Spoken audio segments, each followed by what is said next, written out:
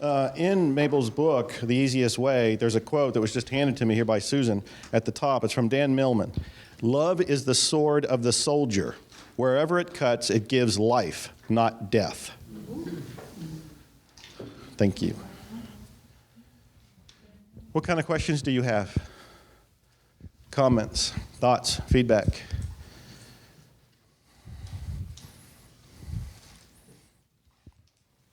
I knew there was one, yes. I have a question. My comment is this is it's fantastic. I'm just having a wonderful time. Thank you. You're welcome.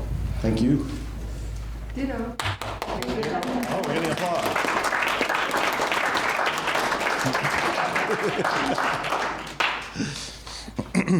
I'll share something. Yes. I would say the biggest thing that's helped me so far was when Dr. Lynn showed yesterday the diagram. So when the guy was up there talking about rage, I would visualize the diagram and I was sending thank you, I love you down to the memory, then up to the divine.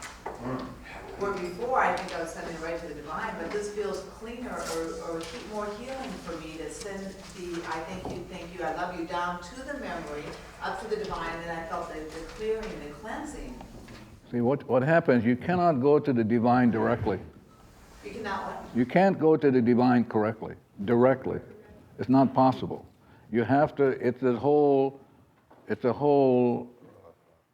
I guess the message of Jesus is before you can go to the divine, you have to take the mote out of your own eye.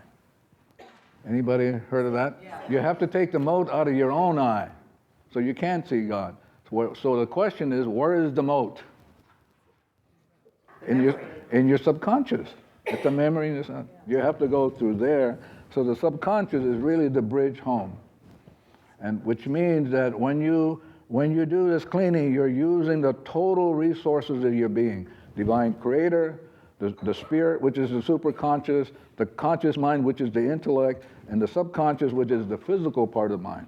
So when you do this cleaning, you're using the entire resources of your being.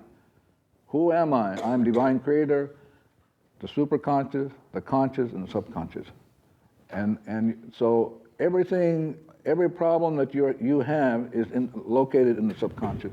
So you have to go through there. You can't go directly to the divinity. That's probably why I was feeling a lot more healing when you shared that with the diagram and go down to the memory, which is the subconscious.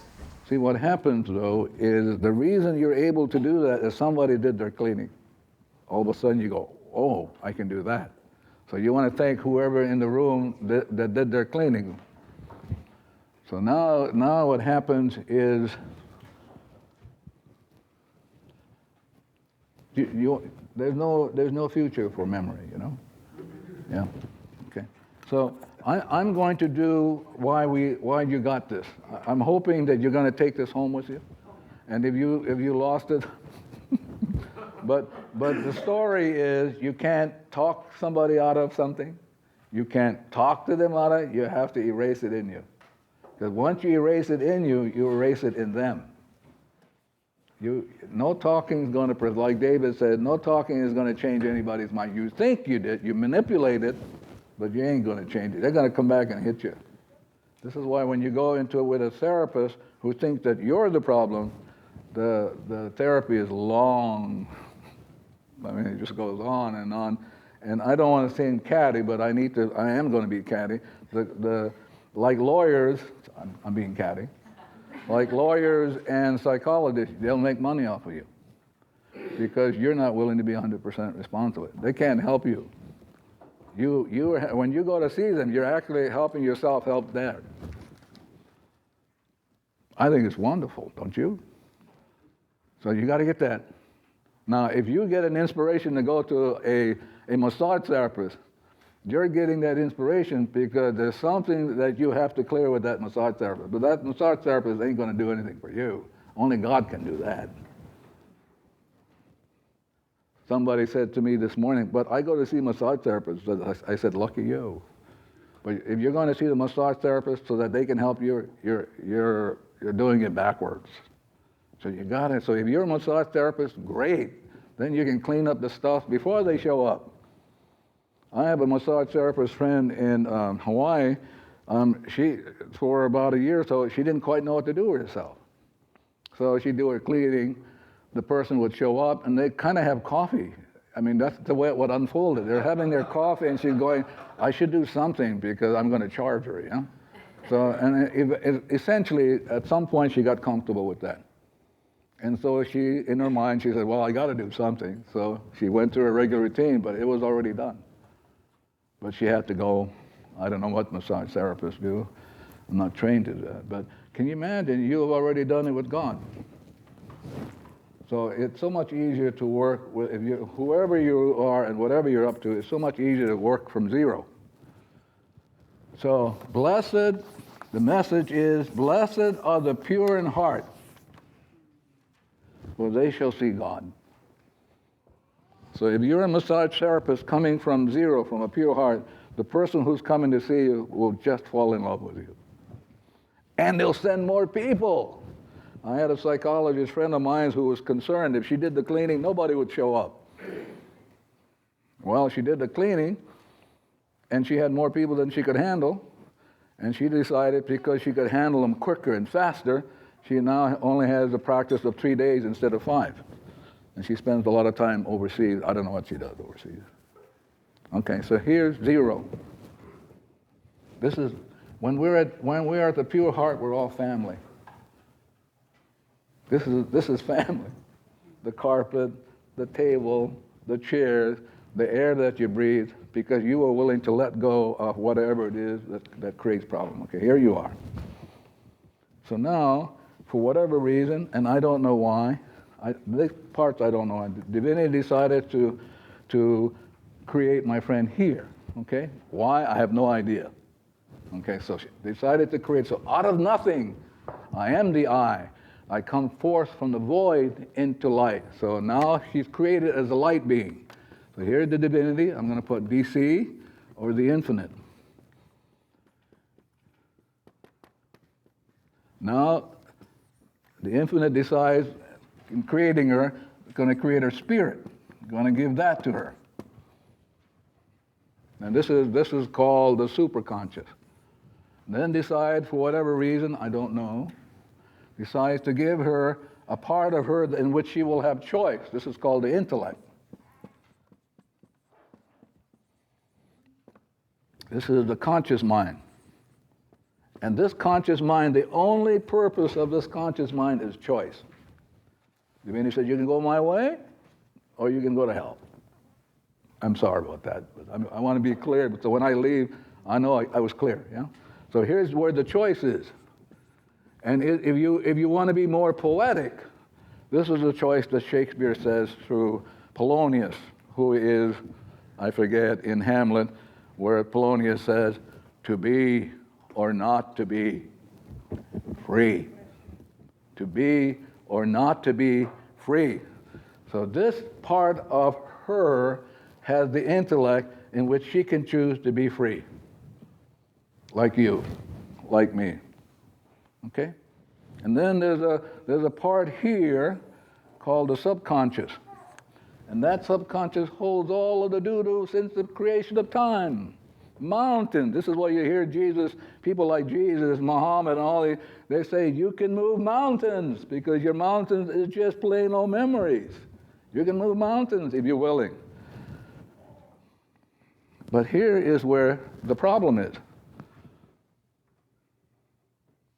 And this is called what I'm going to call, to make it easy, the child in you. But this is really the physical part of the mind. I'm going to concentrate on this because it's so important for you to be aware of that. So, let's say she's operating, and if she's operating from that, we're operating. So let's say she operates from memory. So I'm going to draw it here so that you can see the simplicity of it. So when her memory plays, our memory plays.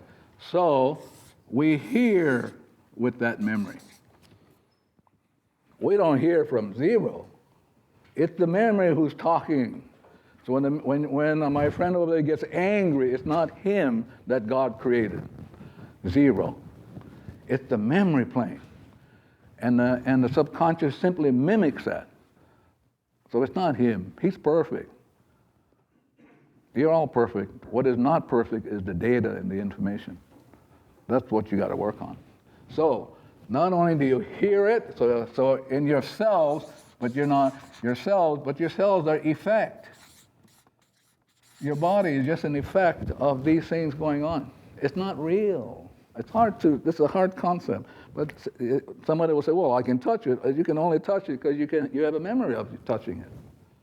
So not only that, not only do you hear, but you see with your memory. And as I did yesterday, I don't know what I did with it. I put my dark glasses on. That's how we see most people. We see them other shades. We don't see them as God sees them unless we take our glasses off, called memory, and we see them perfectly. So you see them. Now I'm coming back to the rage thing my Irish friend is talking about. And so you have a feeling, but your heart is broken. This is the emotion in you, the anger and the resentment and the hate. And I have to tell you the truth of it. It's a hatred for yourself and God.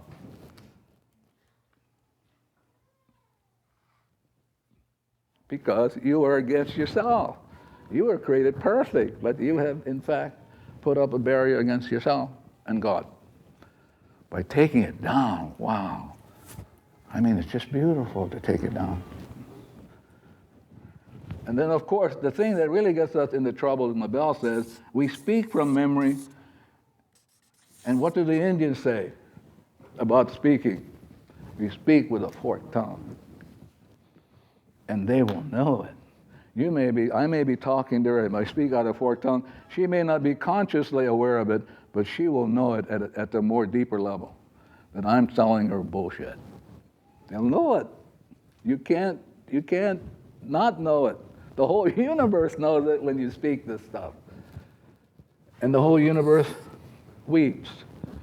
So one day I got on an airplane, and they put me on first class. This is a lower airline. I go, wow, big deal, huh?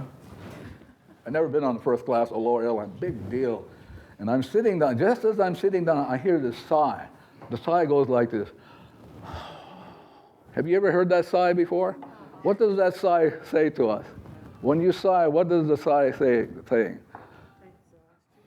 Yeah, I feel like, God, I'm overwhelmed. So I'm cleaning now, because that's a memory. I'm hearing something, the sigh. And I said to the sigh, what's happening? And this little plane, 737, said to me, I'm tired. Now, yeah, now I'm on the airplane. Yeah, and I did my cleaning. But I'm on the airplane. I go, oh. Now if you don't remember, one of those airplanes, the whole shell of it blew off. Yeah. So I'm on, that came up on, oh. And so now the plane is sighing. So I'm beginning to do my cleaning. And I had a conversation with the airplane. I said, please tell me what it is that I need to make amends for. And this is the story of the airplane. We never get any rest. When we're not carrying passengers, we're carrying cargo 24 hours a day. But you guys get on the airplane, you don't talk to them. Boy, you should get on there, and before you go, you should talk to them. Hello? I know it sounds crazy, You're sitting in the lounge, like I always do. And I'm talking to the airplane and getting, whoa, I tell you what's on the airplane that I need to clean up. The connection is enormous. We abuse them. And now, is that wrong or right? No wrong, no right. It's just so. See, we get stuck in, it's wrong. Hey, bullshit stuff. It's the way it is. So now you get to erase it. But this poor airplane, 24 hours a day flying past, and it was tired. And you don't want somebody working for you who's tired on your shift. I mean, yeah. Like mothers who are overwhelmed sometimes by having a new baby. So it's like you get to, like Mabel said, you get to talk to things. You get to talk to the baby. I love you.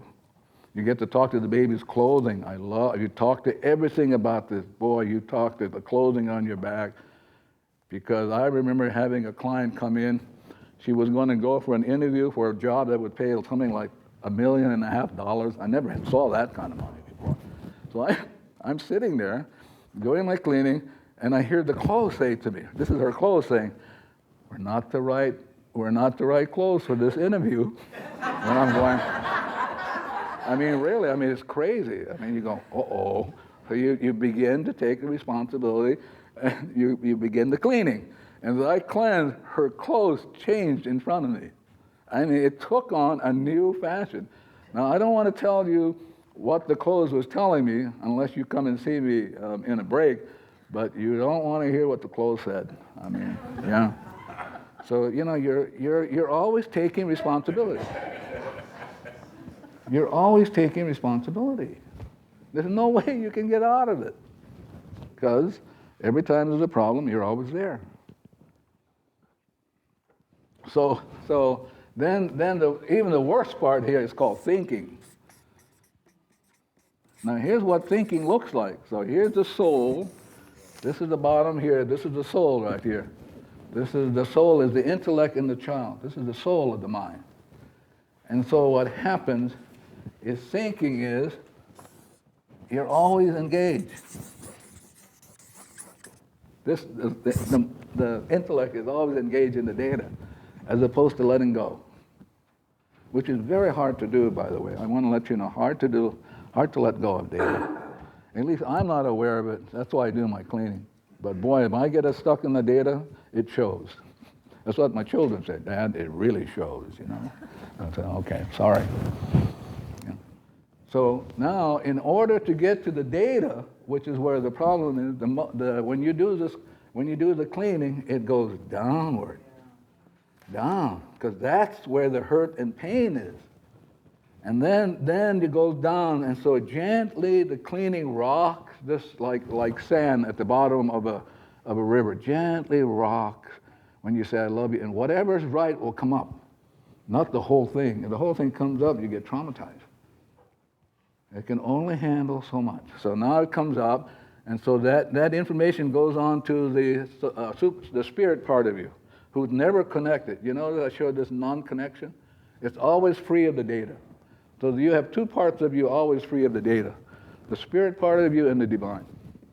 So now the information goes up, ding, ding, ding, ding, ding, ding, ding, ding, ding. And remember the old biblical invocation, if you knock, I will open. If you ask, you will receive. So now comes down the data. This is called mana, or purifying energy. It's on the way down. Comes down spiritually, nothing there to clean. Comes down, all kinds of hanging on to clean there. And then it comes down, and it finally, at some point, it erases. So now, you cannot erase you. So it erases that, erases that, erases that. You're back to zero.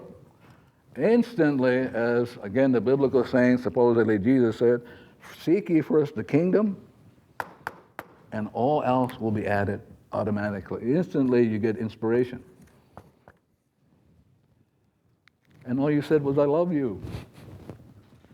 Thank you. Blue solar water. Bluebell. Or blue bonnet. That's all you said. I mean, it's incredible, the simplicity of this. When I saw it for the first time, I was just mind-boggled. Because as a PhD guy, I mean, you know, you struggle. You're supposed to struggle. When I saw this, and this old short lady, when I took the course from her the first time, I paid, I think, then it was $500. So I come in, I sit down, there must have been about 40 people, and there's this old lady walking around, you know, I'm watching her. And then she says, do you see this Chinese spirit in the middle of the table? I went, oh my God. During a break, I went home. I mean,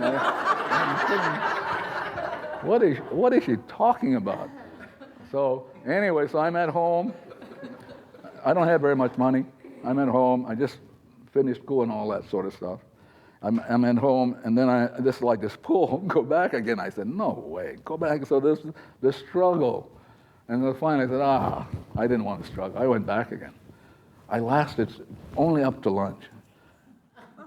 She says, you see these earthbound spirits on the ceiling? I'm like, of course, you could see some people go, yeah. Me, I'm going, I only see the ceiling, you know?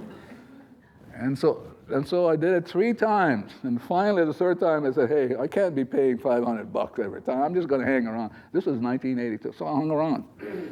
And more as she cleaned, so I can get clear. So when you clean, David, me, and everybody who had that memory will get clearer and clearer and clearer because you are willing to be, because the rest of us kind of go, huh?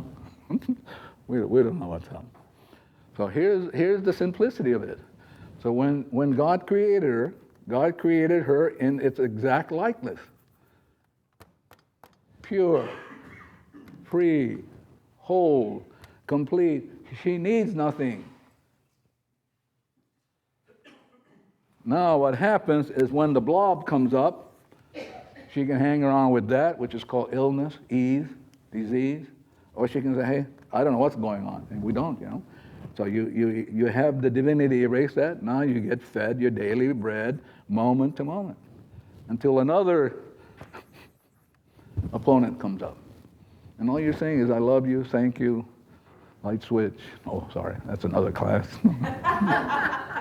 So any questions about that I can clean up because I made you unclear? Yes, ma'am. What is DC? I'm sorry? DC. Energy. Can you come up here and show me? Now you should be cleaning, you guys. This is something to be cleaned as opposed to you having an opinion. We want to see what she's going to tell us. This is called Divine Creator. Divine Creator. Yeah. So we want to thank her because we get to clean with that as opposed to you guys having an opinion. Yeah, you're gonna have to get this. Now the beautiful thing about her being created is she's going to give us a chance. Because for every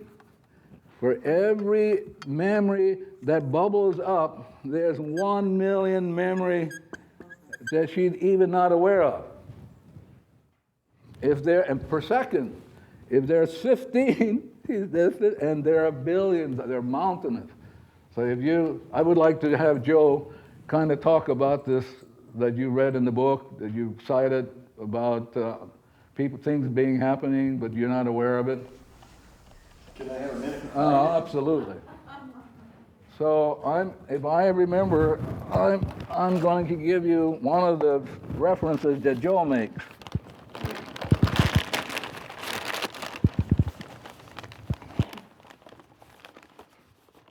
And it's called user illusion. This user illusion gives you a kind of a compilation of all of the, not all I guess, but a sufficient number of research that deals with consciousness. And basically it says, you don't decide. You're not in control. I mean, that's the basic bottom line. You're not in control.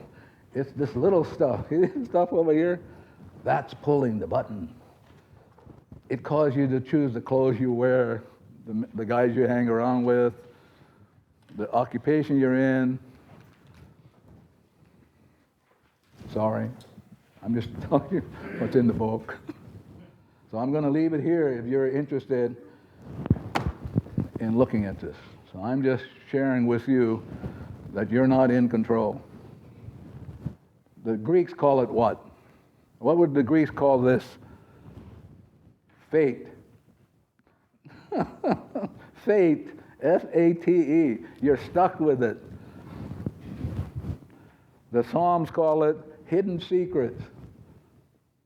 So you know, Shakespeare calls it different names, Chaucer. So these ancient folks have been telling us stuff that we should pay attention to. So any questions that you can ask Joe, yeah? I mean, really, he knows this stuff. So anybody have any questions you'd like to ask him? Joseph. Did you have a question for me? Do you want to tell me what it was so I can tell him? Well, I was curious about how he moved from the very first time he saw this old woman to being where he is now. What's made him hook on and actually do it? He spent 5 years with Morna thinking she was crazy every day until one day he started to see a lot of what she was seeing. But And we both got crazy. and I think this is relevant, what he wanted me to read, which I didn't know I was going to read, but this is from Zero Limits. And this is one of the most powerful sections in the book, especially for people who have read my book, The Attractor Factor, or have seen the movie The Secret. And you know about the power of intention. And you know I've been an evangelist for intentions. Well, guess what I discovered? And look what I read and what I wrote. There's a book called The Wayward Mind by Guy Claxton. In it, Claxton writes of experiments that prove our brain tells us what to do before we consciously decide to do it. In one famous experiment, a neuroscientist named Benjamin Libet hooked people up to an EEG machine. It revealed what was happening in their brains.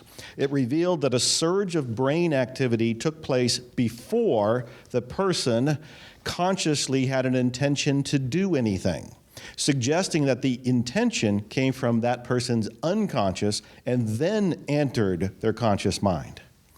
Claxton writes, Libet discovered that the intention to move appeared about 1/5 of a second before the movement began, but that a surge of activity in the brain reliably appeared to be about 1/3 of a second before the intention.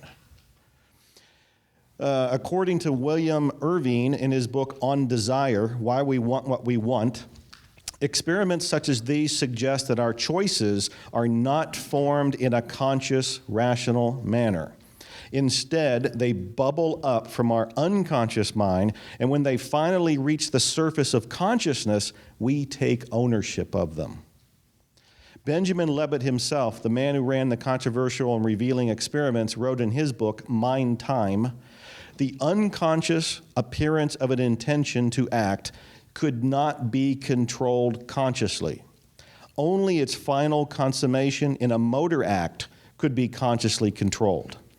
In other words, the urge to pick up this book right here may seem like it came from your conscious choice, but in reality, your brain first sent a signal to pick it up, and then your conscious mind followed with some sort of intention like, this book looks interesting, I think I'll pick it up.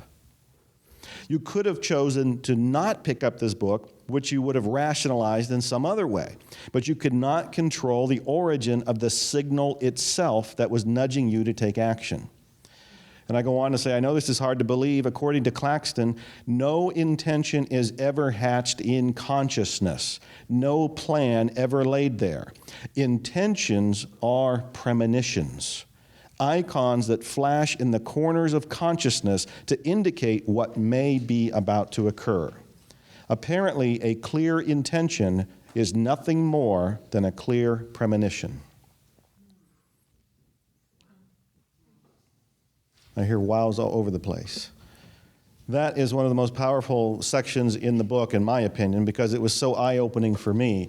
And it was saying that what we were calling to be intentions were all these bubbling up from up here. And we didn't know if they were coming from memory, or they're coming from inspiration, but we're acting like, hey, I have an intention to do something. We're taking ownership for something that was bubbling from below. Define premonition. Define premonition.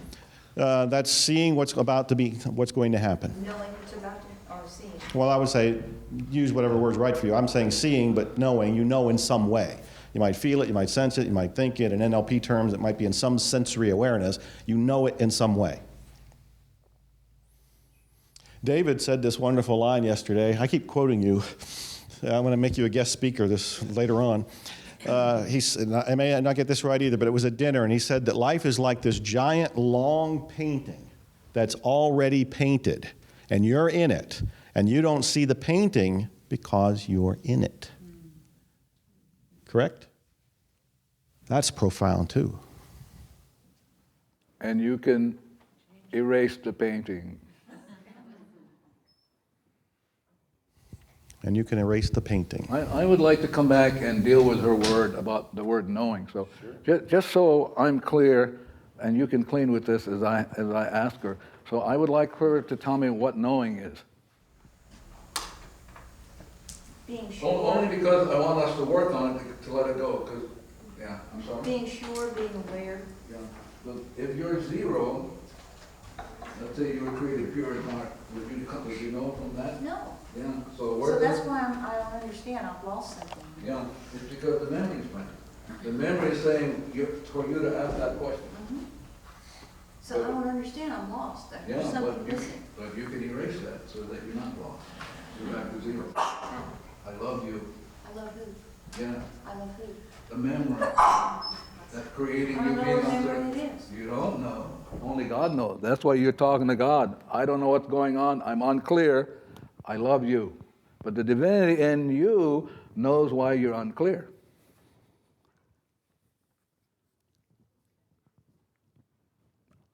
See how wonderful this is. But there's a lot of confusion. So like if she's confused, I'm confused. So I'm cleaning as she's talking to me. Whereas when I used to teach at the university, some universities, I would try to, what? Explain it. You can't explain this. It's this stuff. It's like your mind is filled with these currents, it's loaded with these currents of flow and eddies and so on, and it cannot be explained. When for me, as she's talking to me, I get to see what's going on in this 15 billion per second that I can work on. And why do I want to work on it? Because I want to come home to a pure heart so I can be one with the divinity, and divinity can, in fact, inspire me. So you have to embrace the memory, which Sorry? you have to love the memory, and that's basically on your part, my part, our part. It's a leap of faith because I don't love the memory. It's a pain in the ass. It's complicating my life. I don't love that memory. I want it gone. Okay. How can I say I love it? I don't love it. Yeah, but you heard the idea is resist not evil. You're resisting it. Okay. So the way that you're resisting this memory, it's pushing you and you're pushing back on it and it's going to hang around with you forever. And so what do I need to I do love to you. not... That's your enemy. So the I love you is just a leap of faith. Just say it. No, did you hear some people share with you already? The guy over, he didn't just leap of faith. When he got up 2 o'clock in the morning, he was working on stuff that would lead him to a heart attack. He didn't get up and say, I'm going to take a leap of faith. I'm just going to do it. That's the only thing. Just go do it. But that's what he did. He did what? Just did it. Yes. That's a leap of faith. So where did that come from? You're saying he did a leap of faith. Did you ask him that he did a leap of faith? No, but what he said was he just started doing it. Yeah. That's a leap of faith. No. So where did that come from? The enemy, I guess. No, but I want to know where it's got to come from within you. There's nowhere else it can come from. That's what the point I'm trying to make with all of you. It's always in you. How wonderful to know that. Then you can do something about it, as opposed to David and us being stuck in it. Because we have a lot of stuff about what we think about our children. I'm watching it. He and I both go, yeah, I've had that one. The memory's talking to me. I get to erase that. Yeah. But see, the question is to be or not to be free. We can be stuck. We can try to decide in it, but it's only this stuff. Now, to be so, I want to make sure I'm not sort of haranguing people. If you want to be stuck, please be my guest. And I mean that truthfully. But for me, I'm going to clean because I don't want to be stuck. What am I cleaning? I don't know. I have no idea. I don't want to know. This idea of going to see psychics, oh, you're asking for trouble. Doors will open and you're going to get sucked in and get stuck. So why not just hang around with yourself, because you can't get away from yourself. You're stuck with yourself. So love yourself. Really fall in love with yourself. Because you are loved. You were created like that. Somebody had a question over here. Yes. I'm hoping you're cleaning on it, you guys, because otherwise, When anybody goes who gives it, you have a chance to work directly with God. Yes. Well, actually, it wasn't a question. Yes. It was kind of in relationship to what came up before, and I just had this inspiration to say that it reminded me of a really good a scripture that I will recall from in my life. It's in Isaiah, I will go before you and make the crooked way straight. Yeah. Otherwise, like he's talking about the book, you wander. This is what is called the lost tribe of Israel, the wandering, which is just a memory. Yes, ma'am. It also reminded me of yesterday when you were putting the three levels that we are. Three And states. The three states. And knowledge is, to me, I was equating that with memories. And to say, she used the word know, so to me that was my big memory rather than inspiration. Good. Now, again, I want you to know this room is wonderful. As long as it's going to clean up our stuff no matter what's going on, because we don't know what's going on. Yeah. Yeah. You have a question for Joe? He's written the book beautifully. But I have to keep saying it's going to throw up stuff like it's throwing up in this room. This is only a small stuff. Wait till it gets out there for millions of people to see. It's going to kick up stuff, which is great. That's what we want. And now I have to interrupt. Okay. We have to have lunch a little earlier today. It's 11:45 because they have a couple things going on over there. So if you could go to lunch now, which is in the building where you had the supper.